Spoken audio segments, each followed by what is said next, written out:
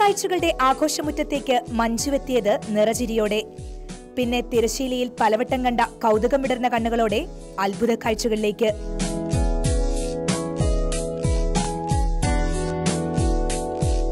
ക്യൂറേറ്റർമാരായ boss കൃഷ്ണമാചാരിയോടും Riyas കോമുവിനോടും biennale സൃഷ്ടികളെക്കുറിച്ച് ചോദിച്ചറിഞ്ഞു. കൗതുകം തോന്നിയവയിലൊക്കെ തൊട്ടുനോക്കി. Contemporary ആർട്ടിനെ കുറിച്ച് എനിക്ക് വലുതായിട്ട് ഭയങ്കര അറിവുണ്ടായിട്ടൊന്നും അല്ല. അപ്പം നമ്മുടെ നാട്ടിൽ ഇത്രയും വലിയൊരു സംഭവം നടക്കുമ്പോൾ എന്തായാലും നമ്മളായിട്ടത് മിസ് ചെയ്യരുതെന്ന് തോന്നി. അപ്പോൾ അതൊന്ന് കണ്ടറിയാൻ വേണ്ടി വന്നതാണ്. ആദ്യമായിട്ടാണ് ഞാൻ ഇങ്ങനെ ഒരു സ്ഥലത്തൊക്കെ വരുന്നത്.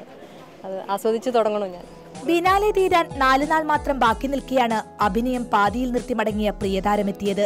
അപൂർവമായി മഞ്ജുവിനെ കണ്ടുകിട്ടുമ്പോഴൊക്കെയും ഉയരുന്ന മടങ്ങിവരുമോ എന്ന പതിവ് ചോദ്യത്തിന് മുമ്പിൽ മറുപടി ഇങ്ങനെ: അല്ല, ഇതിപ്പോൾ ഇവിടെ കൊച്ചിയിൽ താമസിക്കുന്ന ഏതൊരു മലയാളിയും വന്ന് കാണാൻ ആഗ്രഹിക്കുന്ന ഒരു കാര്യമല്ലേ ഇത്. അതിൻ്റെ ഭാഗമായിട്ട് വന്ന് കാണണം, അത്രേ ഉള്ളൂ.